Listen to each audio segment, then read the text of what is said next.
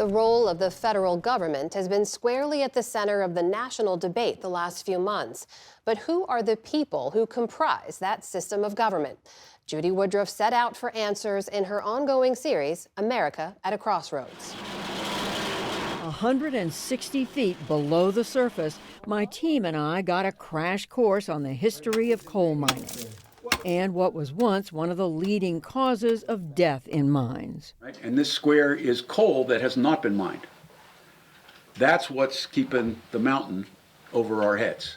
Christopher Mark spent his life's work trying to prevent roof collapses in coal mines. He works for the U.S. Department of Labor's Mine Safety and Health Administration, but was speaking to us as a private citizen. That was one of the things when I started looking at the data and saying, let's just not look, kind of in general at what the coal industry thinks is important. Let's look at what's really killing people. Mark began his career underground in 1976, working as a coal miner himself in West Virginia, after graduating from high school in Princeton, New Jersey. He later went on to get a Ph.D. in mining engineering and now lives near the Tour Ed mine and museum we visited together just north of Pittsburgh. Part of the problem was that the engineers who had been attacking this problem had been looking at it with an engineering mindset.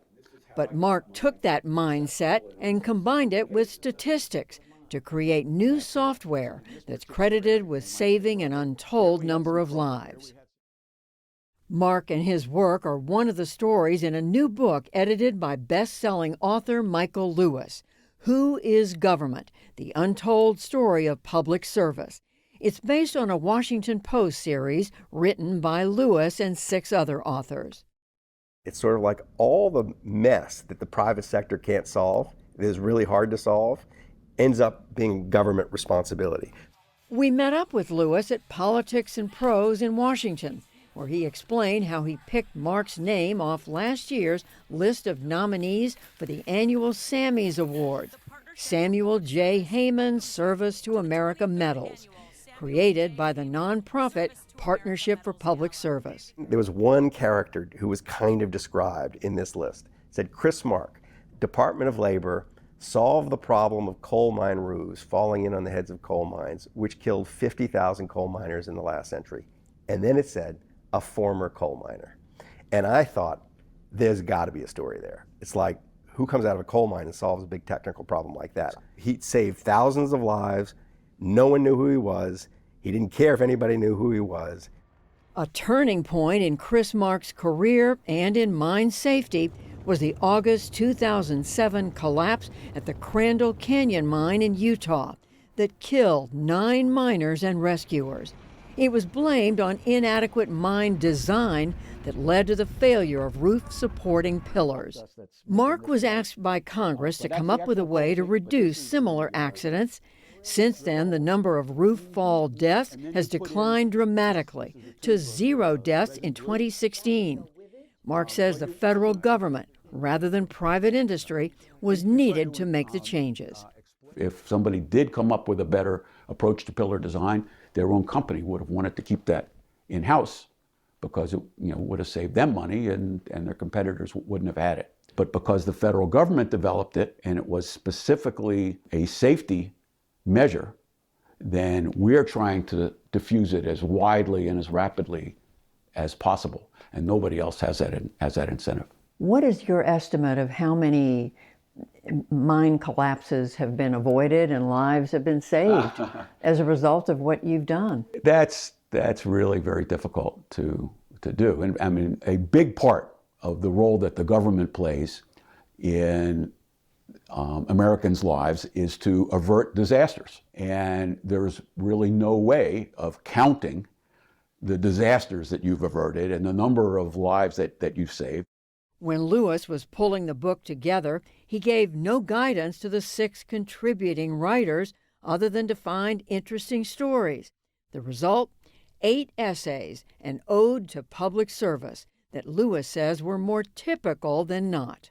I could write 100 stories like this in the federal government. They're just kind of there waiting because it is this great and neglected institution filled with really interesting people So help me God. Since taking office, President Trump and special government employee Elon Musk have effectively shuttered entire agencies and slashed the federal workforce.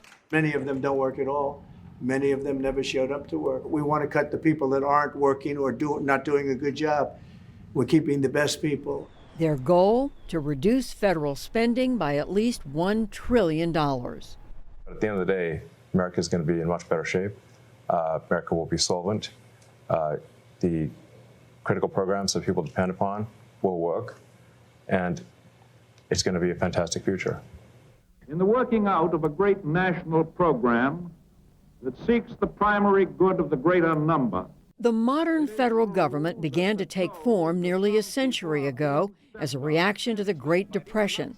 President Franklin D. Roosevelt's New Deal, combined with the impact of World War II, significantly broadened the government's influence over nearly every area of life.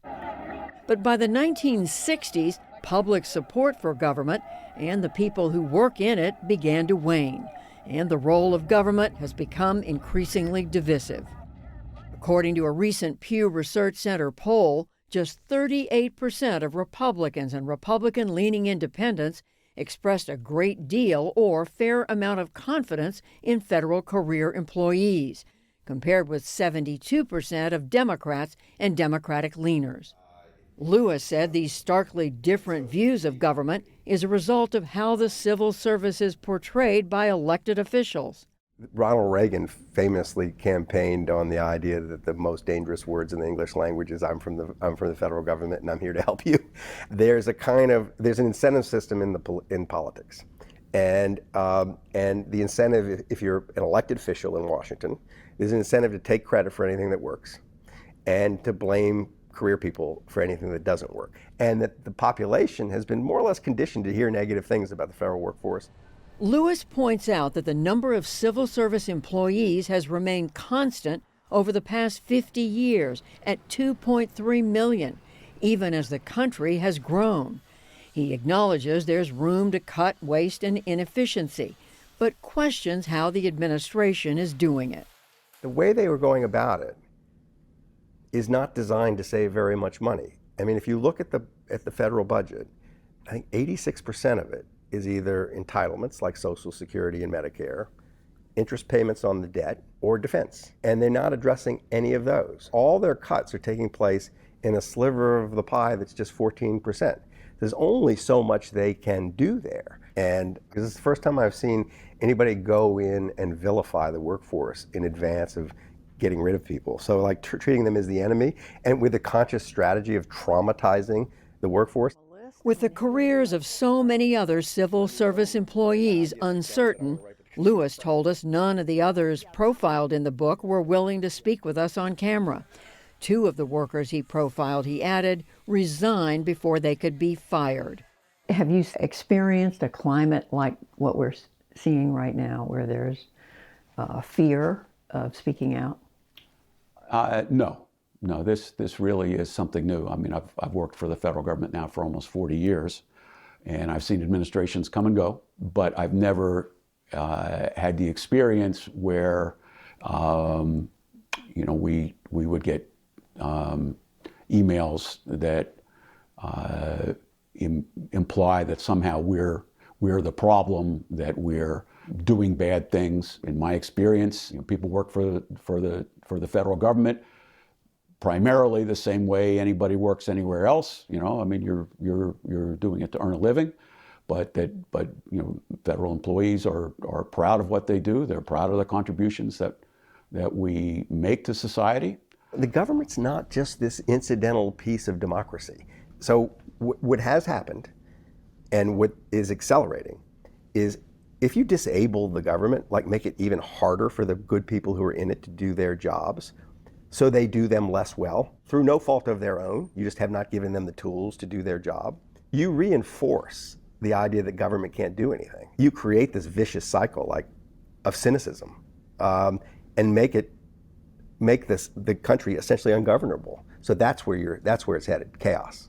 I don't think we're going to go there. I think we're going to bounce. I really do. I think we're a more constructive country. We're too successful a country, basically. We'd be throwing too much away. So I think we're going to bounce, but if you want to destroy the society, you destroy the government. For the PBS NewsHour, I'm Judy Woodruff in Washington.